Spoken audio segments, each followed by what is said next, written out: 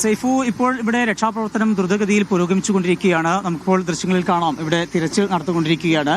ഈ വലിയ രീതിയിലാണ് ഈ ഭാഗത്തേക്ക് മണ്ണ് ഇടിഞ്ഞു വീണിരിക്കുന്നത്. മീനാക്ഷി പാലത്തിന് പുറത്തൊക്കെ വലിയ രീതിയിൽ ഒരാളുടെ പൊക്കത്തിൽ തന്നെ മണ്ണ് അടിഞ്ഞു കൂടിയിരിക്കുകയാണ്. ആ മണ്ണൊക്കെ അവിടെ നിന്ന് മാറ്റിക്കൊണ്ടുള്ള തിരച്ചിലാണ് ഇപ്പോൾ ആരംഭിച്ചിരിക്കുന്നത്.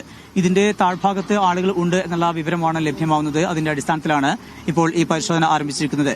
ഈ തൊഴിൽ സമയത്ത് ആകെ 18 പേർ ഉണ്ടായിരുന്നു എന്നുള്ള വിവരങ്ങളാണ് ഇതിന്റെ അധികൃതർ നൽകുന്നത്. അങ്ങനെയെങ്കിൽ 9 പേരെ രക്ഷപ്പെടുത്തിയിട്ടുണ്ട്. മറ്റ് 9 പേരുടെ കാര്യത്തിലാണ് ഒരു വ്യക്തത വരേണ്ടത്. ഏതായാലും അതുമായി ബന്ധപ്പെട്ടുള്ള ആ ഒരു അവ്യക്തത നീക്കുക എന്നുള്ള ലക്ഷ്യത്തോടു കൂടി തന്നെയാണ് വിശദമായിട്ടുള്ള തിരച്ചിലേക്ക് കടന്നിരിക്കുന്നത്. ഇവിടെ ഉദ്യോഗസ്ഥരുടെ പരിശോധന നടക്കുന്നുണ്ട്. കൂടാതെ ഡോഗ് സ്ക്വാഡിന്റെ കൂടെ സഹായത്തോടു കൂടിയുള്ള പരിശോധന നടക്കുന്നുണ്ട്.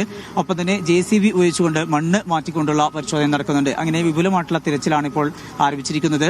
ഇതിന്റെ ഏറ്റവും മുകൾ ഭാഗത്ത് വലിയ രീതിയിലുള്ള സിമന്റ് പാളികൾ ഉറപ്പിച്ചിരുന്നു. അതെല്ലാം തന്നെ ഇളകി താഴേക്ക് പതിച്ചിട്ടുണ്ട്. അത് മാറ്റിയതിനു ശേഷം ആ ഭാഗത്തുള്ള മണ്ണുകൾ കൂടി മാറ്റിയാണ് ഇപ്പോൾ പരിശോധന ആരംഭിച്ചിരിക്കുന്നത്. എന്തായാലും കൂടുതൽ JCBകൾ ഇവിടേക്ക് എത്തിച്ചുകൊണ്ട് മണ്ണ് മാന്തി യന്ത്രങ്ങൾ ഇവിടേക്ക് കൊണ്ടുവന്നിട്ടുണ്ട്. ഒപ്പം തന്നെ ടിപ്പർ ലോറികളും കൊണ്ടുവന്നിട്ടുണ്ട്.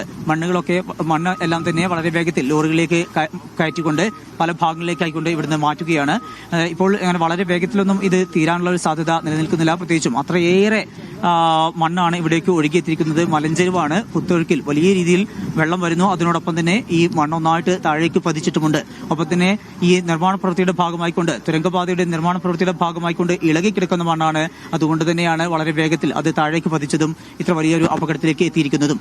ഇപ്പോൾ 9 പേരെ രക്ഷപ്പെടുത്താൻ കഴിഞ്ഞു എന്നുള്ള വിവരങ്ങളാണ് ലഭ്യമാകുന്നത്.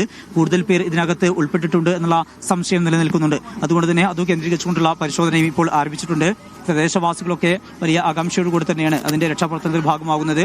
ആരെങ്കിലും അതിനകത്ത് കുടുങ്ങിക്കിടക്കുന്നുണ്ട് എങ്കിൽ അവരെയൊക്കെ രക്ഷിക്കുക എന്നുള്ള ലക്ഷ്യത്തോടെ തന്നെയാണ് എല്ലാവരും അതിന്റെ ഭാഗമാകുന്നത്.